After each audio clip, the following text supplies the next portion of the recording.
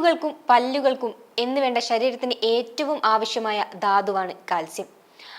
പല കാരണങ്ങൾ കൊണ്ടും ശരീരത്തിൽ കാൽസ്യം കുറയാറുണ്ട്. ഇത്തരത്തിൽ ശരീരത്തിൽ കാൽസ്യം കുറയുമ്പോൾ അത് പല ആരോഗ്യ പ്രശ്നങ്ങൾക്കും ഇടയാക്കും. ഹൃദയത്തിന്റെയും പേശികളുടെയും ശരിയായ പ്രവർത്തനത്തിനും കാൽസ്യം പ്രധാനമാണ്. പേശികൾക്ക് ഉണ്ടാകുന്ന പ്രശ്നങ്ങളാണ് കാൽസ്യം കുറയുന്നതിന്റെ ഒരു കാരണം. പേശിവലിവ്, കൈകാലുകളുടെ മരവിപ്പ്, നടക്കുമ്പോൾ തുടകൾക്കും കൈകൾക്കും വേദന അനുഭവപ്പെടുക തുടങ്ങിയവ കാൽസ്യക്കുറവിന്റെ ലക്ഷണങ്ങളാണ്. എല്ലിന്റെ തേയ്മാനത്തിനും അഥവാ ഓസ്റ്റിയോപൊറോസിസ് സാധ്യത കൂടാനും ഇത് കാരണമാകുന്നുണ്ട്.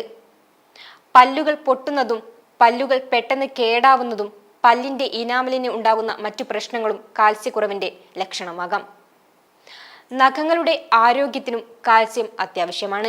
പെട്ടെന്ന് നഖങ്ങൾ പൊട്ടുന്നത് കാൽസ്യക്കുറവ് ഉള്ളതുകൊണ്ടാണ്. അതുപോലെ വരണ്ട നഖങ്ങൾ, വരണ്ട ചർമ്മം, പരുപരുത്ത തലമുടി, ചർമ്മത്തിലുണ്ടാകുന്ന ചൊറിച്ചിൽ തുടങ്ങിയവയൊക്കെ കാൽസ്യക്കുറവ് മൂലം ഉണ്ടാകാം.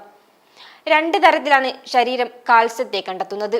നാം കഴിക്കുന്ന ഭക്ഷണത്തിൽ നിന്ന്, മറ്റൊന്ന് എല്ലുകളിൽ നിന്ന്. നാം കഴിക്കുന്ന ഭക്ഷണത്തിൽ ആവശ്യമായ കാൽസ്യം ലഭിക്കാതെ വരുമ്പോൾ ശരീരം എല്ലുകളിൽ ശേഖരിച്ചു വെച്ച കാൽസ്യം ഉപയോഗപ്പെടുത്തുന്നു.